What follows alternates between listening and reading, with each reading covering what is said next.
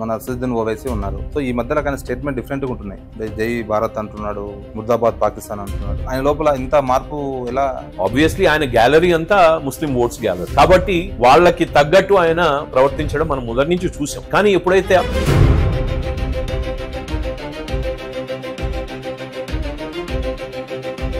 So కొందరు కాంగ్రెస్ నాయకులు దీన్ని రాజకీయంగా వాడుకుంటున్నారు. దాన్ని సెంటిమెంట్ గా బీజేపీ వాడుకుంటూ ప్రయత్నం చేస్తుంది. ఇది భారత్ ఆర్మీ చేస్తోంది కదా, బీజేపీ ఎందుకు అంటే వాడుకుంటున్నారు? ఈ దేశంలో ఉన్న మెజారిటీ ప్రజలు మాకు ఓటు వేసి మమ్మల్ని గవర్నమెంట్ నడపమని, మా అధికారంలో ఈ దేశాన్ని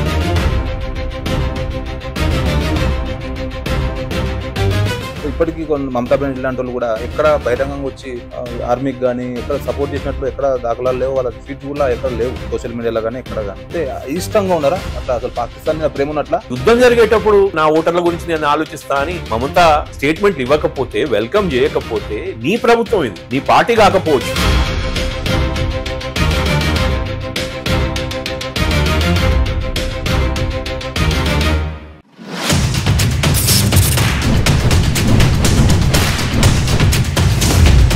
నా పేరు అశోక్ రెడ్డి. ఈ రోజు మనతో పాటు స్పెషల్ గెస్ట్ బీజేపీ ముఖ్య అధికార ప్రతినిధి, అంతర్జాతీయ విశ్లేషకులు కృష్ణ సాగర రావు గారు ఉన్నారు. సార్ నమస్తే అండి. నమస్కారం. ఎలా ఉన్నారు సార్? All well. మన అసదుద్దీన్ ఓవైసీ ఉన్నారు. ఆయన మీకు తెలుసు ఎలాంటి వాళ్ళు. ఆయన పార్టీ నడుపుతున్నాడు, జాతీయ అగ్రనేతల్లో ఒక అతను.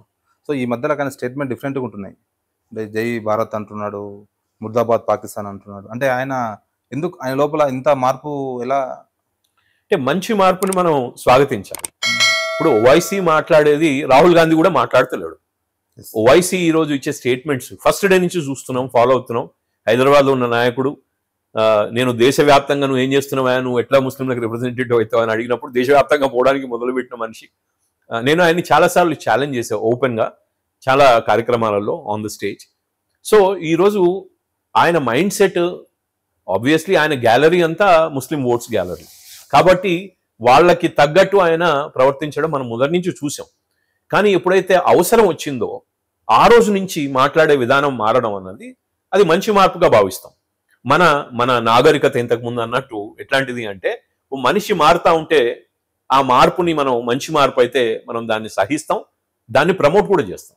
కాబట్టి అసదుద్దీన్ మాట్లాడే మాటల్లో ఆయన మనసుంది, ఉత్త మాటలే కాదని అనుకుంటూ దాన్ని భావిస్తూ ఆయన మాట్లాడే మాటల్ని ఆహ్వానిస్తా ఉన్నాం. మొన్నటి నుంచి పహల్గామ్ అటాక్ తర్వాత నుంచి ఆయన చేస్తున్న స్టేట్మెంట్స్ ని Bharatiya Janata Party open heartedly welcomes it. I hope that these are not just mere lip service statements ఏ కాకుండా ఆయన కమ్యూనిటీని మొత్తం కూడా ఇన్ఫ్లుయెన్స్ చేసే విధంగా మాట్లాడుతూ ఉన్నాడు. అది మంచిది. ఇక్కడ ఉన్నవాళ్ళు భారతీయుల్లో ఎవరు ఏం మతం, ఎవరు ఏమి క్యాస్ట్ అనేది మనకు అవసరం లేదు. అది వాళ్ళ private occupation, private preference. And భారతదేశం, భారత కాన్స్టిట్యూషన్ దాన్ని అలౌ చేస్తుంది. కాబట్టి ఇక్కడున్న ముస్లిమ్స్ పాకిస్తానీయులు కాదు. ఇక్కడున్న ముస్లిమ్స్ పాకిస్తాన్ క్రికెట్ మ్యాచ్లో గెలిస్తే ఎగరాల్సిన అవసరం లేదు. వాళ్ళెవరో తెలివిలేని వెధవల్ని ఇంతకుముందు చెప్పినట్టు అట్లా చేస్తారు తప్పించి, భారత రక్తం నీ దానిలో ప్రవహిస్తుంటే నువ్వు భారతీయుడు అవుతావు. ఈ భూమి మీద ఉంటే నువ్వు భారతీయుడు అవుతావు. సో కొందరు కాంగ్రెస్ నాయకులు దీన్ని రాజకీయంగా వాడుకుంటున్నారు. దాన్ని ఒక సెంటిమెంట్ గా బీజేపీ వాడుకుంటూ ప్రయత్నం చేస్తుంది. ఇది భారత్ ఆర్మీ చేస్తోంది కదా, బీజేపీ ఎందుకు దీన్ని అంటే ఈ దేశంలో ఉన్న మెజారిటీ ప్రజలు మాకు ఓటు వేసి, ఇది ప్రజాస్వామ్యం కాబట్టి మమ్మల్ని గవర్నమెంట్ నడపమని, మా అధికారంలో ఈ దేశాన్ని ఉంచమని ఒకటి కాదు మూడవసారి మమ్మల్ని గెలిపించారు, నరేంద్ర మోదీ గారిని ప్రైమ్ మినిస్టర్ చేశారు. అంటే దానికి ఒక మీనింగ్ ఉంటుంది ప్రజాస్వామ్యంలో. వాళ్ళు ఇంత 60 సంవత్సరాలు పవర్లో ఉన్న కాంగ్రెస్ పార్టీ అట్లా మాట్లాడడం చాలా విచారకరం. అది కాక పరిస్థితులు మొత్తం అంటే 60 సంవత్సరాలు కాంగ్రెస్ పార్టీ రూల్ చేసింది. ఈ పరిస్థితులన్నిటికీ కారణం అంటే ఏ అంశం కొలిక్ రాకుండా కశ్మీర్ సమస్య నుంచి అన్ని సమస్యల వరకు వాళ్ళ కాలంలోనే అయినాయి. సో ఈ అంశాలన్నిటి పెండింగ్ లో పెట్టడం ఒక కాంగ్రెస్ కారణం ఉంటారా? అంటే చాలా క్లియర్ గా చాలా అంశాలు, నేను స్పెసిఫిక్ గా ఈ అంశం అని చెప్పను. ఎందుకంటే ఒక 2 వార్స్ వాళ్ళు కూడా చేశారు. ఆమె ప్రధానమంత్రిగా ఉన్నప్పుడు ఈస్ట్ పాకిస్తాన్ ని బంగ్లాదేశ్ చేసింది ఇందిరాగాంధీ గారు. అది చాలా నిర్ణయాత్మకమైన ఒక అడుగు. భారతదేశానికి చాలా పెద్ద డేంజర్ ని ఆమె అవాయిడ్ చేయగలిగింది. కాబట్టి దాన్ని మేము స్వాగతిస్తాం. ఇదే భారతీయ జనతా పార్టీకి ఉన్న డిఫరెన్స్. ఎవరైతే ఏదైతే కరెక్ట్ చేస్తారో, దేశం ఫస్ట్ అనుకునేటోళ్ళం కాబట్టి, నేషన్ ఫస్ట్ అనుకునేటోళ్ళం కాబట్టి, అది పార్టీ లేకపోతే లీడరు ఏ పొలిటికల్ పార్టీ అని ఆలోచించాం. మేము ఎవరికైతే క్రెడిట్ డ్యూ ఉంటుందో వాళ్ళకి ఇస్తాం. ఇప్పుడు ఓవైసీని మేము ఇప్పుడు ఆయన స్టేట్మెంట్స్ని వెల్కమ్ చేసినట్టు ఇందిరాగాంధీ గారు కొన్ని చేసినారు నిర్ణయాలు, వాటిని స్వాగతిస్తాం. కానీ కొన్ని నిర్ణయాలు చేయలేకపోయారు. ఇప్పుడు అది పివి నరసింహరావు గారు ఉన్నప్పుడు కానివ్వండి, అంతకంటే ముందు రాజీవ్ గాంధీ గారు ఉన్నప్పుడు కానివ్వండి, ఈ వారి కింద జరిగిన డిసిషన్ మేకింగ్ చాలా అంటే it fell short of the expectations. దేశానికి చేయాల్సిన పని వాళ్ళు చేయలేదు.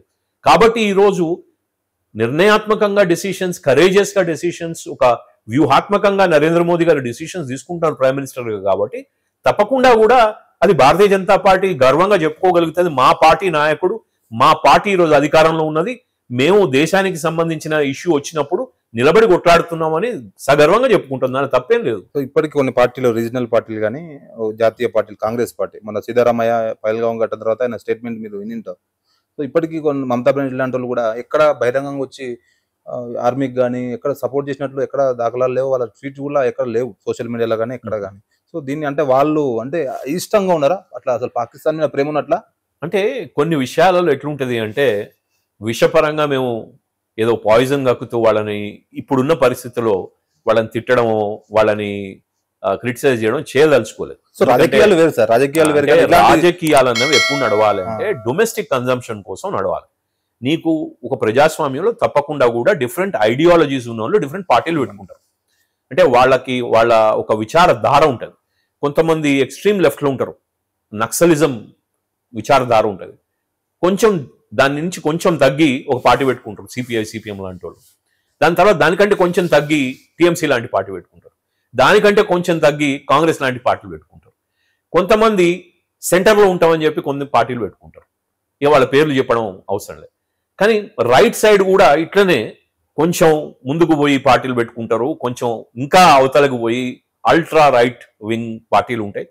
అట్లా ప్రజాస్వామ్యం నడుస్తుంది. వాళ్ళ విచారధారలో ఎవరైతే వస్తారో వాళ్ళని తీసుకొని బయలుదేరుతారు. సో కాబట్టి ఇప్పుడు యుద్ధం జరుగుతున్నప్పుడు అవన్నీ పక్కకు పెట్టి మన విచారధార, పార్టీ విచారధారలు పక్కకు పెట్టి దేశం విచారధారలో జాయిన్ కావాలి. అట్లా అయినప్పుడు మాత్రమే నువ్వు నిజమైన భారతీయుడివి. కాబట్టి యుద్ధం జరిగేటప్పుడు నువ్వు నా ఓటర్ల గురించి నేను ఆలోచిస్తా అని మమతా స్టేట్మెంట్లు ఇవ్వకపోతే, వెల్కమ్ చేయకపోతే, నీ ప్రభుత్వం ఇది, నీ పార్టీ కాకపోవచ్చు, భారత ప్రభుత్వం, నీ ప్రభుత్వం, నువ్వు భారతీయురాలు కాబట్టి నువ్వు వెల్కమ్ చేయాల్సిందే. There is a compulsion for her to welcome this action, welcome the decisions. ఇంత స్టేబుల్గా డిసిషన్స్ తీసుకుంటున్నాం, ఇంత మెజర్డ్ డిసిషన్స్ తీసుకుంటున్నాం, తక్కువ క్యాజువాలిటీస్ అవుతూ మనం చాలా పద్ధతి ప్రకారం చేస్తున్నాం, మాట్లాడుతున్నాం. మనం ఇచ్చే ఇన్ఫర్మేషన్ మొత్తం ప్రపంచవ్యాప్తంగా పోతున్నది. అడిగిన ప్రశ్నలకు ఆన్సర్ చెప్పగలుగుతున్నాం. నిబద్ధతతో భారతదేశం ముందుకు పోతాం అన్నది గర్వించాల్సిన విషయం.